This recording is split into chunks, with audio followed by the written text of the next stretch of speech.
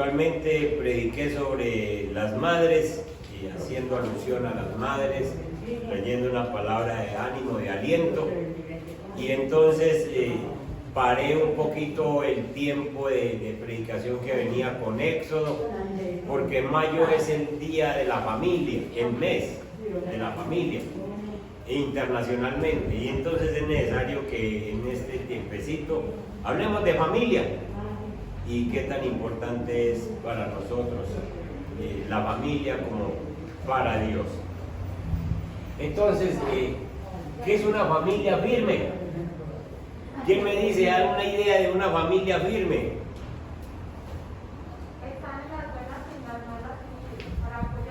Están buenas y en las malas para apoyarse, muy bien. Que su base principal sea Jesucristo en su hogar. Su fundamento principal sea Jesús. Esa es una familia firme. ¿Iba a decir algo? No.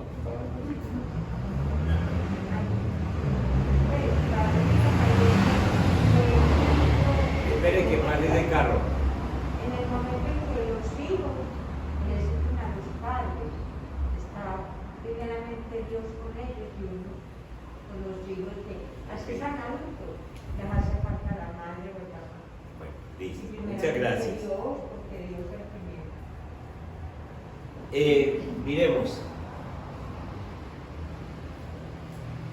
Una familia firme es aquella donde todos sus miembros se tienen amor.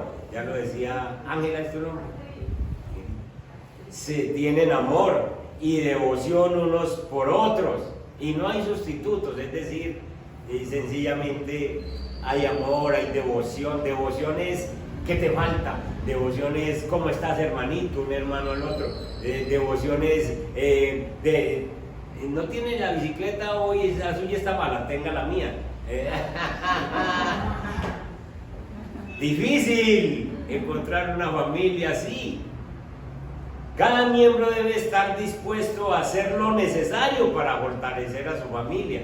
Es decir, cada uno busca que la familia esté bien. Y Dios quiere que tengamos familias firmes. Dios está interesado en que tengamos familias fuertes. ¿Por qué? Porque es que ¿quién se inventó la familia? Dios. La familia no es un invento humano. La familia no es que Adán un día llegó y dijo, ole Eva, decía mi abuelo, ¿no? ¿Por qué no nos juntamos y tenemos hijos? No. Fue Dios el que dijo, dejará el hombre a su padre y a su madre, se unirá a su mujer y los dos serán una sola carne. Y les dijo, creced y multiplicaos. ¿A quién les dijo? A Adán y Eva, que no habían pecado, que eran santos, que eran limpios, que tenían la dirección de Dios. A ellos fue a quien les dijo, creced y multiplicaos. Tristemente, vino el pecado antes que los hijos. Entonces Adán y Eva pecaron antes de tener hijos. Quiere decir que cuando empezó los primeros hijos, cuando nació Caín, ya nació con pecado, porque traía la herencia de Adán. Nació Abel y también traía pecado. Lo que pasa es que Abel era un hombre más espiritual, más buscador de Dios. Y así fueron naciendo generaciones y se fueron creando generaciones, pero todos pecadores, igual que nosotros, que nacimos con pecado. Y entonces, por eso nuestra familia es disfuncional. En un devocional que hice en estos días, toqué algo de esto. La familia de nosotros es disfuncional. Disfuncional viene de difunto. Difunto es muerto. Difunto es que no funciona. Difunto es que está ahí para que hay que cremarlo o enterrarlo. Y entonces nuestra familia venía disfuncional. Pero Dios un día, Dios Padre desde el cielo, decidió que tu familia fuera funcional, como era funcional la primera familia al principio, antes del pecado. Y entonces la fórmula es que mandó a Jesús, Dios Padre mandó a Jesús para que tu familia empezara a ser funcional. Y entonces uno dice, ¿y cómo va a ser funcional mi familia? Pues porque Dios te escogió a ti. A ti, a ti, a ti y a mí. Y entonces Dios, cuando está escogiendo una persona, no está pensando en el individuo, sino que está pensando en la familia, porque Dios siempre está muy interesado en la familia, Él es el formador de las familias. El propósito de una familia es mostrar la gloria de Dios, de una familia. Un individuo solo sí muestra la gloria de Dios, pero una familia entera riega la gloria de Dios. Ustedes se imaginan visitar una familia donde hayan 4 o 5 personas y desde el mayor hasta el menor hablen de Dios, glorifiquen a Dios. Todo lo que expresen sea con relación a Dios. Que uno hable con un muchacho de 5 o 6 añitos y diga gloria a Dios, hoy pudimos desayunar. Pero que uno hable con un papá de 50 o 60 años y diga gloria a Dios, que hoy hubo provisión para mi casa. Entonces el propósito de la familia es que se glorifique a Dios. Por eso Dios está tan interesado en las familias. Y no hay familias perfectas, pero Dios ya empezó una perfección conmigo. Y entonces esto implica que yo tengo una gran responsabilidad, porque yo no soy solo en esta tierra. Entonces cuando Dios me buscó a mí, cuando Dios se presentó delante de mí, entonces está pensando en recoger a toda mi casa. Yo no puedo dejar que se pierdan los fundamentos que Dios trajo para la familia, porque si se pierden los fundamentos, dice, vayan al Salmo número 11, verso 3, alguien que me lo lea.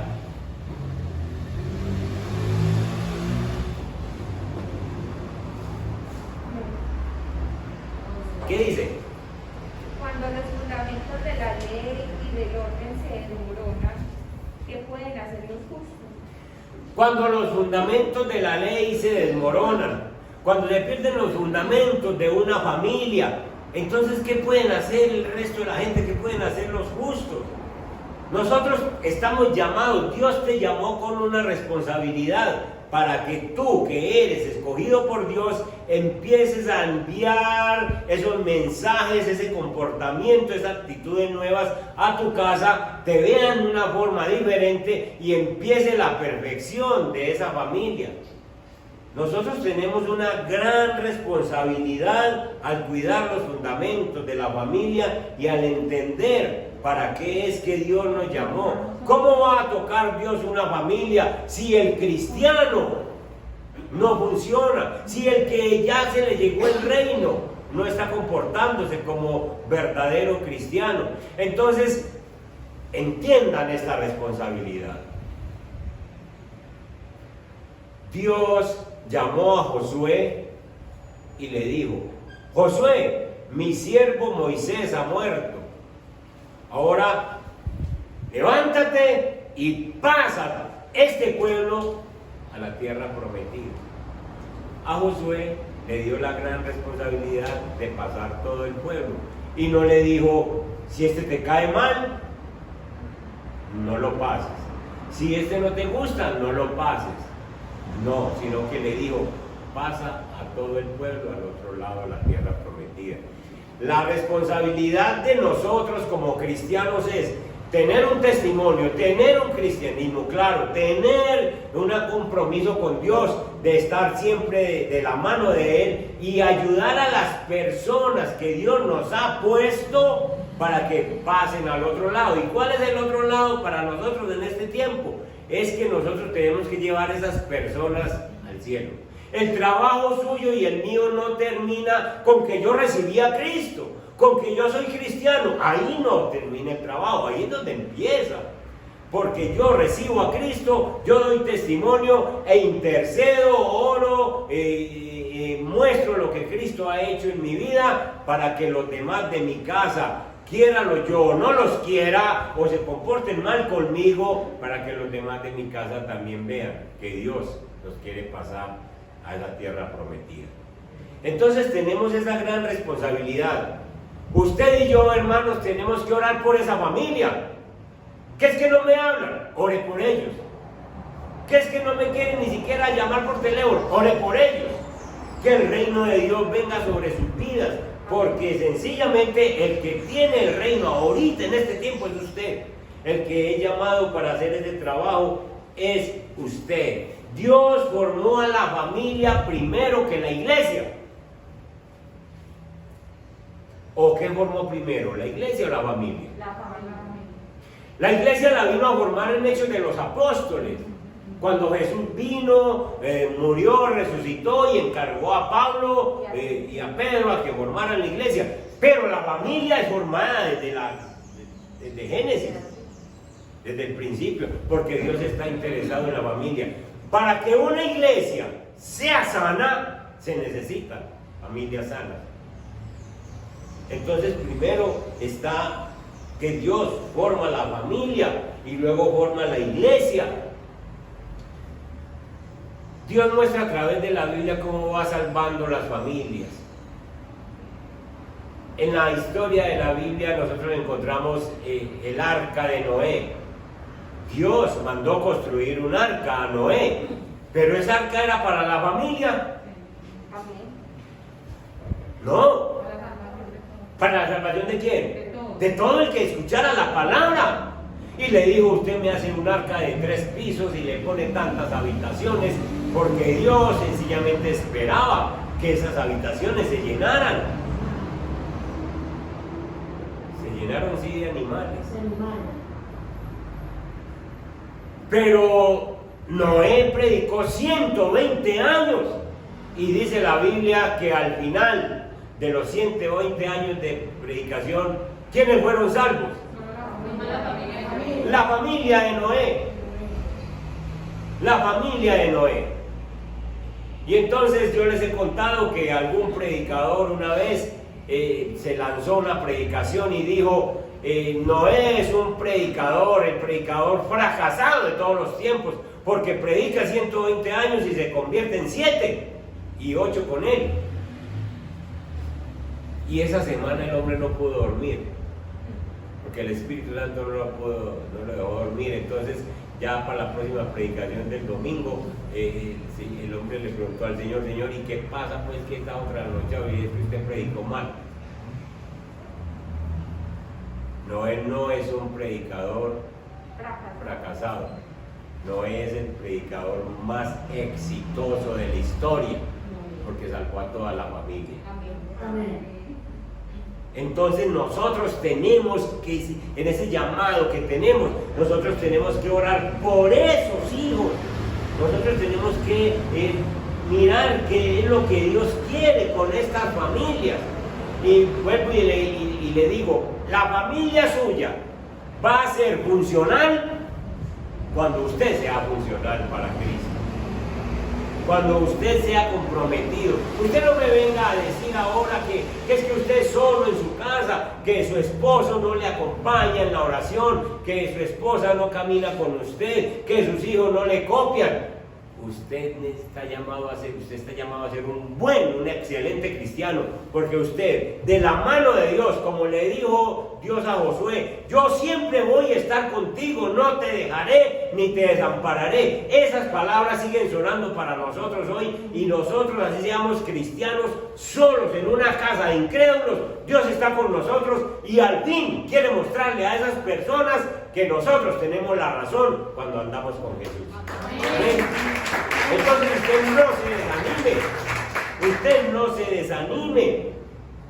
Miren lo que nos dice la palabra en Deuteronomio capítulo 6, verso 3, versículos que nosotros hemos oído muchas veces, pero dice, siguen sonando con respecto a la familia. Oye pues, oh Israel, y cuida de ponerlos por obra, todos esos mandatos, para que te vaya bien. ¿En dónde? En la tierra que fluye leche y miel, es decir, en ese nuevo camino cristiano que empiezas. Y os multipliquéis, como te ha dicho Jehová, el Dios de tus padres. El verso 4 dice, oye Israel, Jehová nuestro Dios, Jehová, uno es. Es decir, es lo que nosotros tenemos que transmitir a la familia. Nosotros venimos de un contexto católico, en donde se nos ha enseñado a pedirle a todo el que se aparece, a todo el que pueda. Entonces tenemos la Virgencita para, ¿cómo se llama? La de los que sana los ojos, Santa Lucía. Si tiene problemas en los ojos, entonces récele a Santa Lucía, ya sí se lo sabe. Récele a Santa Lucía. Para los negocios a San Judas Tadeo. Sí. Entonces póngame a Judas allí. Y entonces así, aquí nos han enseñado. Pero el Señor dice, vos sos escogido por mí y yo te llamé a que le muestres a las personas que hay un solo Dios, que nosotros tenemos que buscar solamente al Señor Jesús para cualquier situación que tengamos. El salmista dijo, ¿a quién tengo yo en los cielos? Sino a ti. ¿Y aquí en la tierra? Nadie más necesito, sino que con Dios yo tengo todo. Entonces nosotros tenemos que enseñarle eso al pueblo, nosotros tenemos que enseñarle eso a nuestra familia. ¿Usted qué está haciendo? ¿Para quién está prendiendo esa vela? Venga a ver, mijo. Es a Dios al que nosotros le oramos. Deuteronomio 6:5. Y amarás a Jehová tu Dios con todo tu corazón y de toda tu alma y con todas tus fuerzas. Corazón, alma, fuerzas, todo nuestro ser. ¿A quién? A nuestro Dios, y no hay otro. Y eso se lo tenemos que enseñar a la familia, eso se lo tenemos que enseñar a los que Dios nos ha puesto cerquita. ¿Usted sabía que usted es pastor? ¿Usted sabía que usted es pastora? ¿O piensa que el pastor soy yo? Usted es pastora, usted es pastora, usted es pastor, porque usted tiene unas ovejitas, rebeldes o no rebeldes, necias, a veces parecen cabras porque son brincones y todas las cosas, pero son las ovejitas y Dios le encomendó el trabajo de mostrarle que usted ama a Dios con toda el alma, con todo el corazón y con todas sus fuerzas. El 6:6. Y estas palabras que yo te mando hoy estarán, ¿en dónde? En tu corazón. Tú debes tener la palabra de Dios en tu corazón, tú la debes tener en tu corazón, porque de lo que habla la boca viene ¿de dónde? Del corazón. Entonces, si tú tienes a Dios en tu corazón, la palabra de Dios en tu corazón, con tu familia tú vas a soltar palabras de tu corazón. Lo que hay de Dios le vas a enseñar a la familia. Yo les he dicho que yo he cambiado mucho en mi casa. Ustedes le pueden preguntar a mi esposa. Yo no era ninguna perita en dulce. Yo era cosita seria. Mi esposa hablaba grueso y yo hablaba más grueso. Pero de unos años para acá, en mi casa no hay peleas. Yo les he dicho. Y no hay peleas es porque yo a la palabra áspera aplico blanda respuesta. Porque la blanda respuesta calma la ira. Porque yo una vez le pedí al Señor, ¿yo qué voy a hacer con este geniecito? Ella bien alzada y yo peor. ¿A dónde vamos a llegar? Entonces el Señor me dijo, empiece por usted mismo. Cambie usted. Y yo nunca le dije a ella, no, usted tiene que cambiar su genio, sino que yo empecé a calmar mis respuestas, a dar respuestas suaves, porque la palabra de Dios me fue llenando. Entonces yo era de los que tiraba las medias de cayeran. ¿A dónde está la otra media? Si quieres, venga, yo la uso. Blanda respuesta.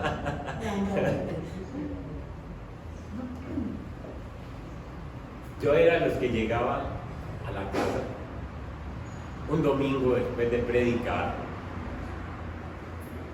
y descarado, y llegaba y decía, ve a la cocina, ve cómo está de trastos, y ella conmigo aquí. Y una vez llegué así de saco y corbata. El Señor me había hablado y llegué y me quité el saco y me tiré la corbata aquí encima y empecé a lavar platos, tazas y cucharas. Me dice mi esposa, ¿y eso? Déjenme lo acabo ahora, porque el Espíritu Santo me había quebrantado. Y sí, colabore usted. Empiece usted a dar ejemplo, empiece usted a marcar la pauta. Hermanos, estas palabras que yo te mando hoy estarán sobre tu corazón.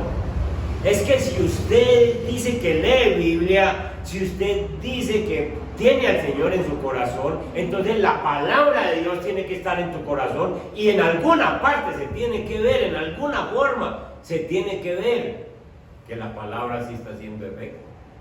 Los hijos lo tienen que ver, los padres, los familiares lo tienen que ver. Verso 7 dice, y las repetirás a tus hijos, familia, hermano. Las repetirás a tus hijos y hablarás de ellas estando en tu casa y andando por el camino y al acostarte y cuando te levantes. Y el verso 8 dice, y las atarás como una señal en tu mano y estarán como frontales entre tus ojos. Eso de estar frontales en tus ojos, eso era que los padres antiguamente, como los padres judíos, les enseñaban a los hijos la ley desde pequeños. Entonces ellos se ponían versículos o palabras claves en la frente, pegadas aquí como con un adhesivo. Y entonces los judíos nunca trataban a los niños así de esta altura ya, sino que se bajaban a la altura de los ojos del niño. Entonces, mire aquí, Jehová nuestro Dios, uno es, lea. Y entonces el niño alcanzaba a ver eso aquí en la frente y entonces decía, mi papá cree en ese Dios y yo debo creer en ese Dios. Diferente a hablarle a esta altura, ¿cierto? Entonces era una enseñanza que Dios mandaba y que ellos entendían y que nosotros debemos coger en este tiempo. Y el verso 9 dice, las escribirás en los postes de tu casa y en tus puertas. ¿Qué significa esto? ¿Qué significa esto? ¿Cómo cogemos este versículo para nosotros hoy con la familia? Si yo tengo a Cristo, entonces yo debo estar hablando palabra, yo debo estar mostrándoles todo siempre la palabra del Señor. Mijo, esta es la comida que el Señor nos proveyó para hoy. Este es el almuerzo. Padre que estás en los cielos, gracias por el apetito y la comida que nos das para este mediodía. Bendice mi niño en el nombre de Jesús. ¿Sabe qué? Bueno, tiene para saber que la comida la provee Dios. Ah, pero nosotros no. Coma pues, si puede. Y si quiere, y no lo coma.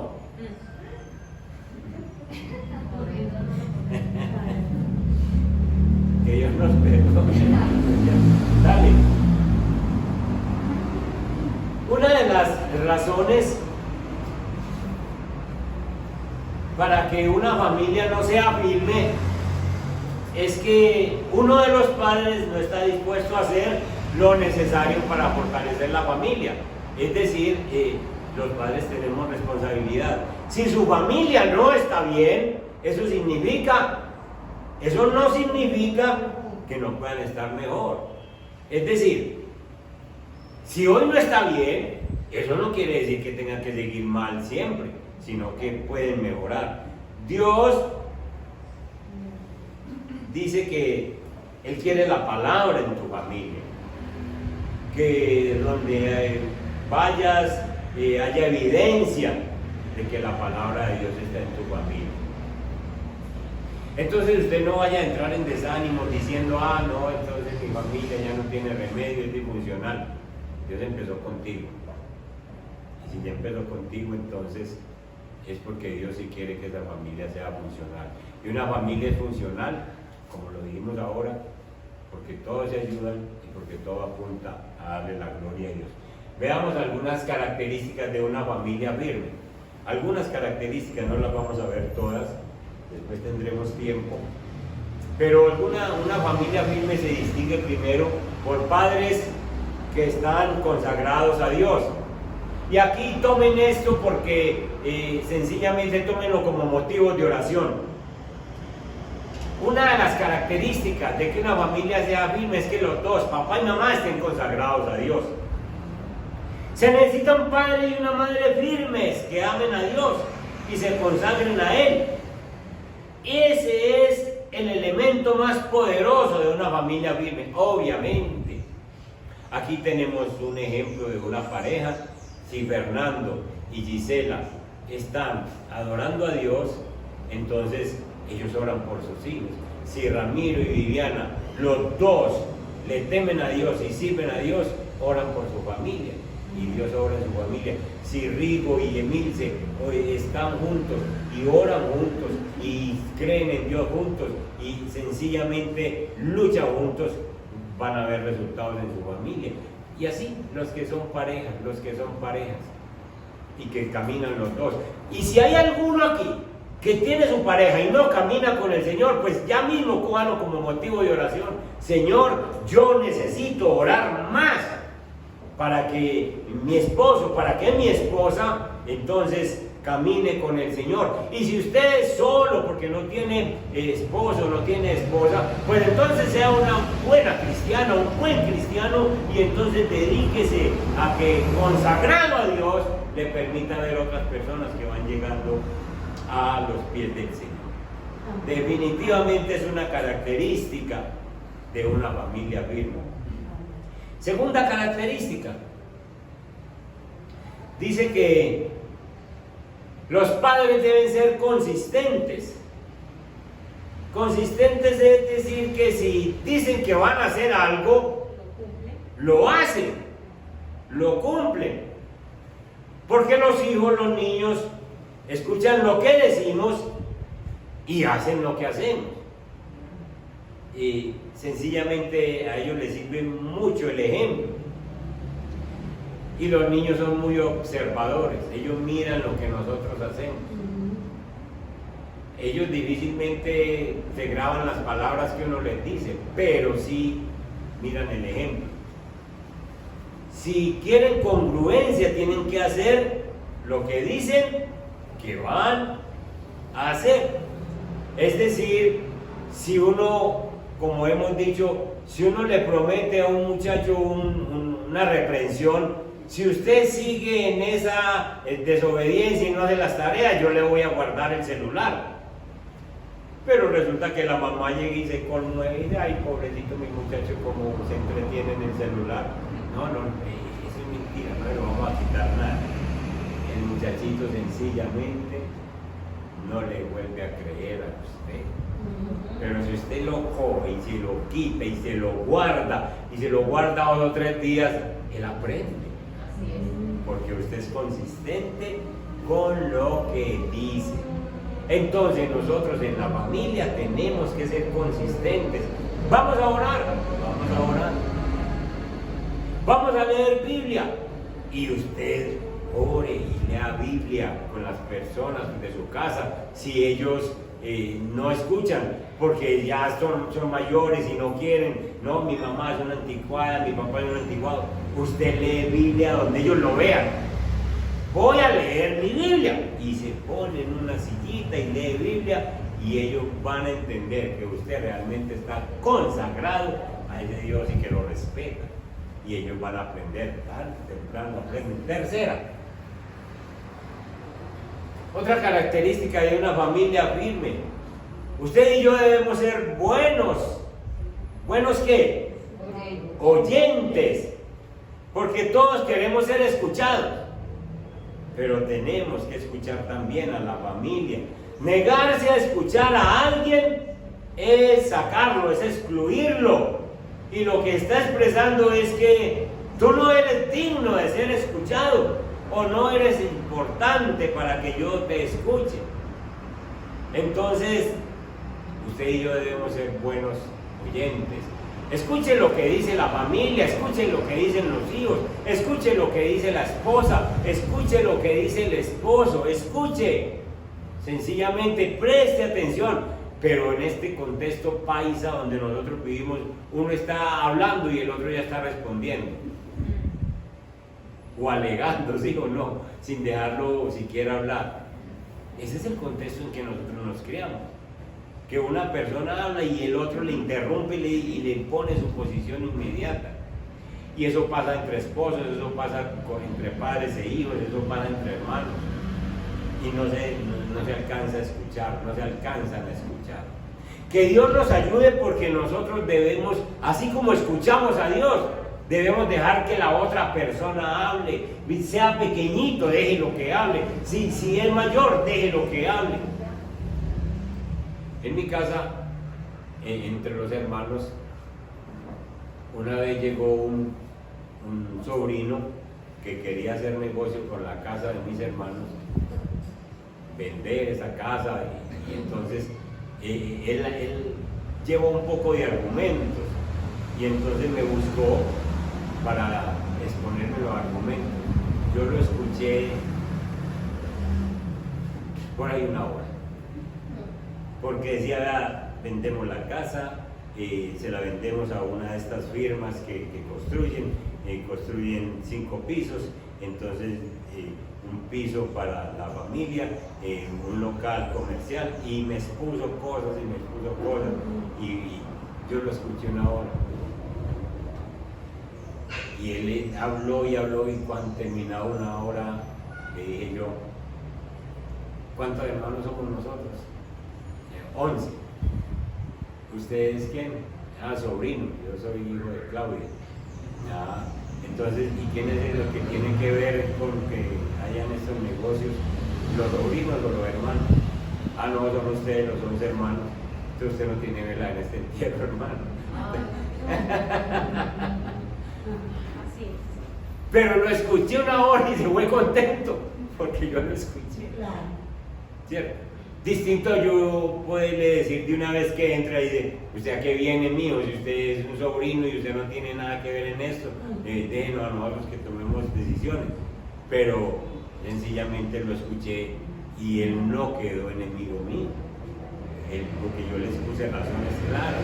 En un momentico, mientras él habla una hora, yo hablo 3 minutos y le digo, usted no tiene nada que hacer, usted tiene que poner 11 hermanos de acuerdo. Entonces usted no tiene influencia sobre esos 11 hermanos. Escuche a la gente, que eso le está mostrando importancia. Entonces es una característica de una familia firme, que se escuchen unos a otros. No importa si es un niño, escúchelo, porque le está enseñando de que él es importante en lo que está diciendo. Queremos familias funcionales, entonces apliquemos estos principios, estas características. Otra característica: discipline sin rechazar. No discipline a sus hijos cuando estén enojados, porque uno enojado se le va la mano con la correa, se le va la mano con el golpe. Hay gente que enojados cogen la plancha y se la tiran a la personita o a la persona con la que están alegando, y después tienen que llevarlo al hospital. No discipline cuando esté enojado. Si está enojado con ellos por algo que sucedió, usted es el cristiano, deje que eso pase, deje que se le retire ese enojo. Pues obviamente la Biblia nos dice que nosotros debemos manejar el enojo. Está bien que uno se levante en ira por alguna situación y exprese su ira, pero no es el momento para uno actuar, sino que calmado, quieto. Y entonces cuando se calme su enojo y que Dios ya le esté hablando, usted puede llamar a ese hijo, llamar a esa persona y decir, venga, conversemos.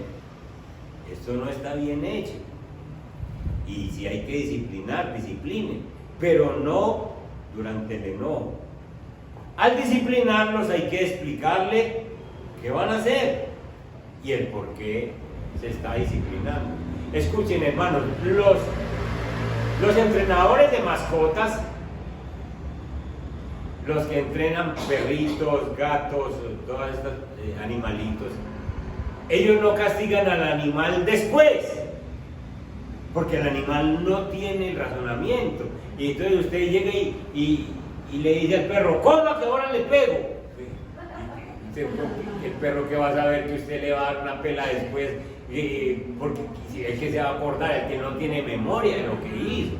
Entonces los entrenadores de mascotas cogen al animalito y le dan con el periódico cuando está haciendo la cosa que no deben hacer. Entonces el animalito va entendiendo que no es el ejecutar, que no debe hacer eso, que no debe gruñir en tal momento, pero se le castiga en el momento o se le disciplina en el momento, no se le guarda para otro día. En cambio, a las personas sí se les puede decir, ahora habla. Y entonces, como tiene memoria, se les llama y le dice, venga niño, ¿te acuerdas que yo le dije que no hiciera tal cosa? Pero ya usted no está bravo. Ah, sí mamá, sí papá. Pues entonces hay una disciplina para usted, sencillamente porque usted desobedeció. Entonces, pídale al Señor que cuando usted esté enojado, no suelte palabras, ni acciones, ni situaciones que dañen a la otra persona. Cuando uno está enojado, de pronto responde, entonces no me vuelva a hablar, entonces lo desconecto, lo bloqueo, entonces usted no... En un momento de no, porque no arregla esa situación entonces, porque no arregla eso si usted es el cristiano. ¿Cuántas relaciones hemos dañado por enojos en un momento dado? No es una familia funcional, pero Dios nos está llamando a que seamos funcionales. 5. Otra característica de una familia firme: los padres que demuestren su amor cuando estamos juntos, mutuamente. Eso da mucha seguridad a los niños. Nosotros tenemos muchas familias inseguras, y eso estamos hablando. Ahora precisamente estamos haciendo un curso, Adrianita también está ahí, donde se llama Remendando el Alma. Si se dan cuenta el término, remendar el alma, es porque ¿qué? El alma está rasgada por alguna razón, de la niñez, un papá que se fue y uno todavía tiene dolores. Cuando nosotros trabajamos con matrimonios, con parejas, una de las situaciones que hay que tratar es esa, de que muchas situaciones que se vivieron en la niñez se reflejan en el matrimonio. Y entonces uno encuentra situaciones que hay que arreglar. Eso de remendar el alma es precioso. Yo estoy aprendiendo ahí porque yo sé que hay que ayudar mucho a remendar el alma, y incluso la de uno que todavía tiene cosas del pasado. Entonces, muchas veces los niños se crían inseguros, porque no ven el amor entre los papás.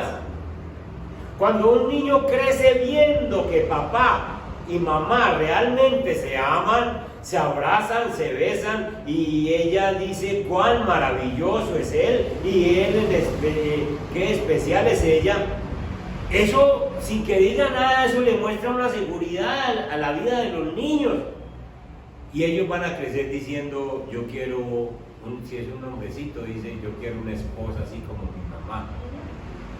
O si es una niña, dice, uy, yo el esposo que me encuentre, yo quiero que sea como mi papá. Si tú amas a alguien, no se lo guarde, dígaselo, sencillamente hágaselo saber. Y entonces muchas veces aquellas personas que se enojan, explotan y actúan como niños, en realidad lo que hacen es dañar la relación de la familia. 6. Otra característica de una familia sana, una familia firme: cuidado con los favoritismos. En mi casa fuimos 12. Y mi mamá se fue se murió cuando yo apenas tenía 11 años. Pero a los 11 años yo veía favoritismos en mi mamá. Yo veía favoritismos. Ella quería más los hijos hombres que las hijas mujeres. ¿Por qué? Pregúntele a ella. Pero quería más los hijos hombres, porque en Antioquia ocurre como ese machismo, esa cosa. Y entonces a nosotros los hombrecitos nos favorecía más, nos daba el huevo entero. Tengo un huevo entero para usted. Y a las muchachas.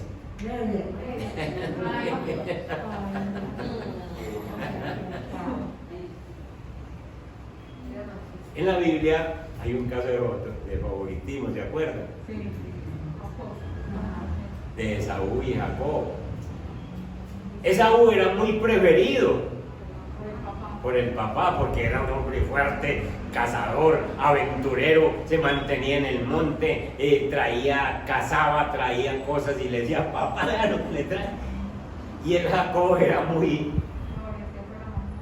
favorecido por la mamá, era muy mimado, él le gustaba estar en la casa, le gustaba estar ahí, comer de la mano de la mamá, que la mamá lo mimara.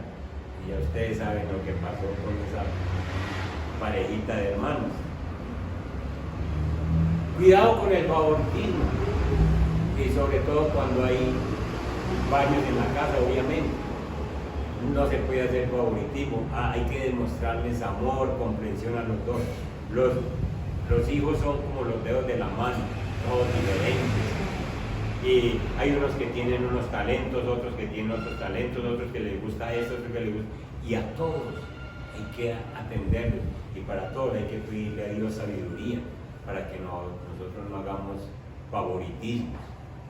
Muchas personas en este tiempo, muchos de nosotros, estamos sufriendo todavía porque vimos favoritismos en la casa, y tenemos que manejar esa situación.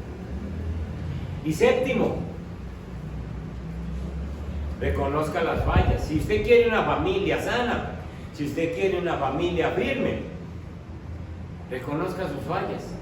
Si no admitimos nuestros errores, las demás personas tampoco lo van a admitir por su parte. Y en algún momento todos hemos fallado. Quizás de pronto no cumplimos nuestra palabra y fallamos en no cumplir la palabra. Cuando un padre le promete a su hijo o a su hija que hará algo y no lo cumple, y peor aún, comete un error más grande cuando ni siquiera lo menciona, ni siquiera trae a colación el tema, sino que lo deja como pasar desapercibido. Entonces los hijos van diciendo, a este no le interesa, no me volvió a mentar nada de lo que habíamos hablado, no volvió a decir nada, no le interesa. Y estamos viviendo una época donde a esta familia hay que tratarla con mano de hierro, pero con guantes de seda, es decir, que no se nos pierda. Porque es que, ¿qué se gana usted yendo a alcanzar a otros con el evangelio si los de su casa se están perdiendo? Entonces, que el Señor nos ayude a que nosotros cumplamos con estas características para que esta familia sea sana. Dios le dijo a Josué, esfuérzate y sé valiente, porque tú eres el que va a pasar esta gente allá a la tierra prometida. Y a ti te está diciendo en este día, esfuérzate y sé valiente. El Señor no te está diciendo que esto es fácil, pero tú eres el encargado de pasar a la familia al otro lado. Señor, escoja otro, le podía decir usted. Y el Señor le dice, usted me está diciendo que yo me equivoqué, ¿o qué? Yo le escogí a usted, yo le escogí a usted. Dele gracias a Dios donde hay 2 o 3 cristianos, allá en esa casa, dele gracias a Dios, porque Dios ya está empezando a alargar esa bendición para que esa familia sea funcional. Dele gracias a Dios, que en mi casa, mi esposa, yo, mi hijo, tales personas conocemos la Biblia. Y si usted está solo, pues dele gracias a Dios porque ya empezó esa obra, pero comprométase como Josué, esforzado y valiente. No deje de orar por esa familia. Si le toca solo, entonces métase solo con el Señor hasta que vea la gloria de Dios, porque Dios no se equivocó con el llamado que hizo contigo. Te llamó para que pase la familia al otro lado y es una misión tuya y mía. Amén. Póngase en pie y oramos. Padre que estás en los cielos, nos acercamos a ti en esta mañana, Señor. Qué bueno este mes de mayo, que en medio de todas estas situaciones nos permites ver el valor que tú le das a la familia, Señor. Hace 8 días nos hablaste de las madres, esa gran misión que tú les has dado. Señor, Padre Santo, gracias por esa situación tan especial que les das de ayudar desde el vientre, Señora, a crear hijos. Pero gracias, Señor, bendito Dios, por cada uno de nosotros, porque no hay hombre ni mujer que puedan decir yo soy solo, yo aparecí solo en esta tierra. Nosotros tenemos una familia, Señor. Y ahora entendemos que por el pecado la familia dejó de ser funcional. Funcional es que podía vivir en armonía, podían vivir en paz, podían ayudarse unos a otros, podían todos darte la gloria y la honra. Señor, ¿cómo será llegar a una casa donde hay toda una familia de cristianos? ¿Cómo será llegar a ese lugar donde se habla la palabra tuya, donde se te da gloria, donde se te mienta a ti por toda parte, donde se maneja adecuadamente el televisor, el celular, todo, Señor, bendito Dios, pensando en ti? ¿Cómo será una familia de esas, Señor? Padre, tú definitivamente estás interesado en las familias, porque la Biblia empieza con una pareja, Adán y Eva, y el Apocalipsis termina con una pareja, Jesucristo y la iglesia. ¿Cómo será de importante la familia, Señor? A nosotros nos has llamado entonces, en este tiempo, somos nosotros los Josués de esta época, para que pasemos el pueblo, para que pasemos la familia al otro lado, Señor. Padre Santo, es hora de pedirte perdón, porque has confiado en nosotros, nos has confiado tu palabra, has empezado a trabajar en nosotros, y nosotros somos tan lentos para caminar, tan lentos para obedecer, tan lentos para cumplir con tus preceptos, que qué esperanzas tiene nuestra familia entonces de pasar al otro lado, si nos has comisionado a nosotros para dar este trabajo y ni nosotros mismos somos capaces de cumplir con lo nuestro, Señor.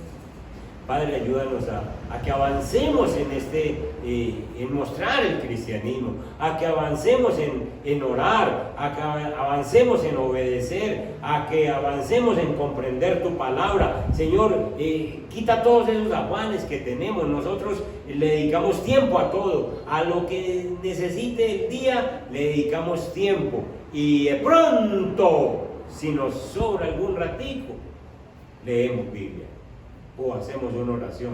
Señor, perdona esas oraciones que hemos hecho de afán, porque decimos, tengo que orar ya porque no tengo tiempo, porque ya me cogió el sueño, o si es por la mañana, porque ya me tengo que ir a trabajar. Señor, pues enséñanos a madrugar más, enséñanos a quitarle una hora al sueño o lo que sea, pero que definitivamente te tengamos a ti en ese puesto de importancia. Perdónanos, Señor, porque por culpa de nosotros, que somos los comisionados para bendecir la familia, Señor, es que la familia de pronto está tan retrasada. Josué no se demoró en cumplir. Josué dijo, bueno, prepárense, santifíquense, límpiense, porque mañana nos pararemos en la orilla del Jordán para pasar al otro lado. Señor, y así fue. Josué pasó todo el pueblo sin dejar a nadie al otro lado. Ayúdanos a nosotros, Señor, a que caminemos eficazmente en el cristianismo y podamos ayudar a esa familia. Los queremos ver al otro lado, los queremos ver en la vida eterna, Señor, en el nombre de Jesús. Amén. Gracias. Dios les guarde y les bendiga. El miércoles enseñanza virtual todavía, estemos orando a ver cómo el Señor nos ayuda a que volvamos de pleno a la iglesia. Pero ahí estamos, Dios me lo guarde.